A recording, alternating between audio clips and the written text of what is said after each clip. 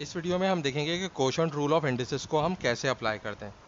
तो quotient rule of indices क्या होता है कि if a raise to the power m divided by a raise to the power n, then it will become a raise to the power m minus n।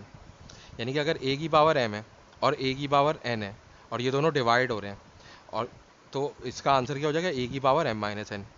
तो इसके लिए क्या होता है कि ये दोनों वेरिएबल, जिनको हम बेस भी कहते हैं, इन दोनों को सेम होना चाहिए। तो अगर सेम वेरिएबल है और डिवीजन हो रही है तो उनकी पावर्स क्या होंगी, सब्ट्रैक्ट हो जाएंगी। तो ये रूल हम यहाँ पे अप्लाई करेंगे।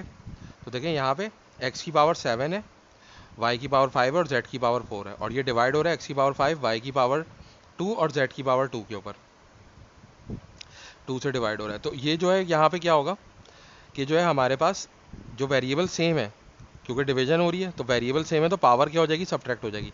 तो x की पावर क्या हो जाएगी, 7 माइनस 5 हो जाएगी। और इसी तरीके से फिर हम y को देखेंगे। तो यहाँ पे डिवीजन हो रही है तो जो वेरिएबल सेम है उनकी पावर सब्ट्रैक्ट होगी, तो y की पावर क्या हो जाएगी, 5 माइनस 2। और इसी तरीके से z की पावर क्या हो जाएगी, z की पावर हो जाएगी 4 माइनस 2।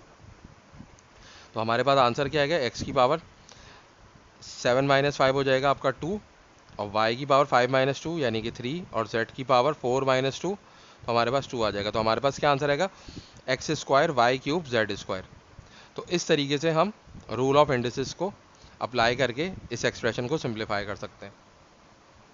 अब एक और एग्जांपल हमारे पास है, x to the power 4 y to the power 6 z square divided by X square Y square.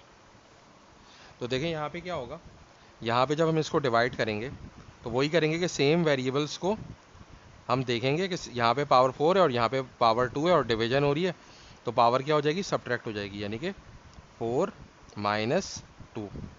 इसी तरह y की पावर क्या हो जाएगी, 6 माइनस 2। लेकिन देखें यहाँ पे z की पावर 2 है, लेकिन यहाँ z वेरिएबल नहीं लिखा हुआ है, तो ये जो z है ये हमारे पास वैसे का वैसे ही आ जाएगा, यानी कि z स्क्वायर हो जाएगा। तो फाइनली हमारे पास आंसर क्या आएगा, 4 माइनस 2 क्या हो जाएगा, 2 हो जाएगा, यानी कि एक्स स्क्वायर, और y की पावर 6 माइनस 2 क्या हो जाएगा, 4 हो जाएगा, यानी कि y की पावर 4 और z का स्क्वायर। तो इस तरीके से भी ये रूल ऑफ इंडिसेस हम अप्लाई कर सकते हैं।